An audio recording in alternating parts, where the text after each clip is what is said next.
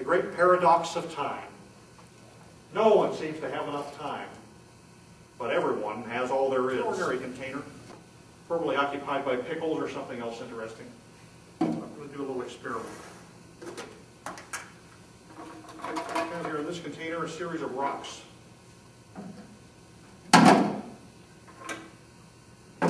Put the rocks into the jar and we'll see how many it'll hold. All right, how many of you would agree with me that the jar is full? Looks pretty full. I don't think I could get any more rocks in there, even if I shake it. So the jar is full. Are we agreed? Yeah. Good. Well, let me change your mind a little bit. Pebble. In here. Now you can see we fill the empty spaces. Fill in the spaces that were empty before. So you see, the jar really wasn't full of it. And we're not counting that. And we're not counting that. Shake this down. All right, how many of you would agree with me that now the jar is truly full? Yeah. Great. It looks full, doesn't it? Well, let me change your mind again.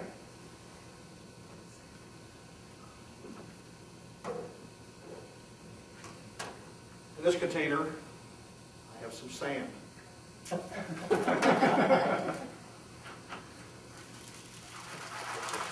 If I shake this well,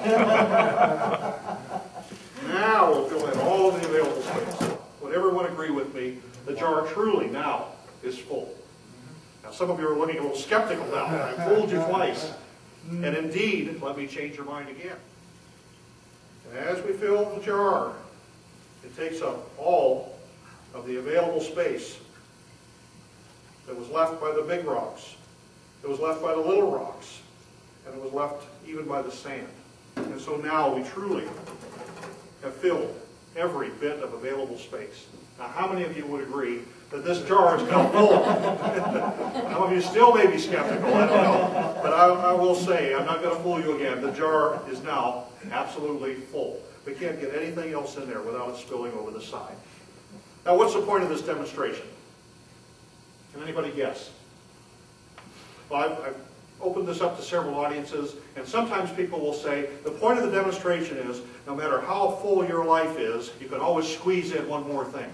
And indeed, there are people out there that live by this philosophy. They can always squeeze in one more thing. In fact, I've seen it done with beer before. No matter how full you are, you can always squeeze in one more beer. And that's not the point either. It's actually exactly the opposite. The point is not that you can always squeeze in one more thing. The point is that all things will fit in their place, provided that you put the big rocks in first. If I didn't put the big rocks in first, and I had dumped the sand in and dumped the water and dumped the little rocks, there would be no room for the big rocks. The secret of time management is that everyone has all there is. And you can't manage the time you have, but you can manage the activities of your life.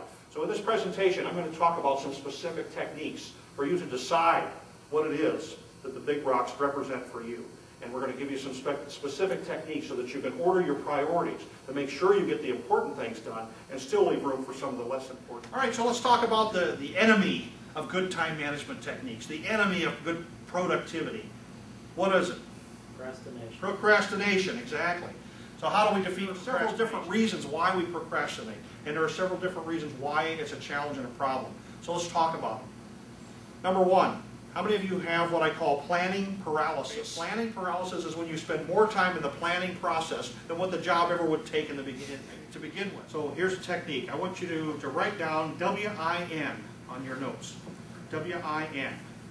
And I call this my win list. My win list, W-I-N, stands for what's important now. What's important now will change, because today you may have one project due, you may have something that crops up that's very important. Tomorrow, that project hopefully will be done and something else will take its place. So this needs to be revised on a daily basis, at least daily. Maybe towards in the left-hand column you want to put 1s for very important things, 2 for semi-important things, 3 for so-so, 4, probably not that important, 5 for things that if you never get to them, that's okay.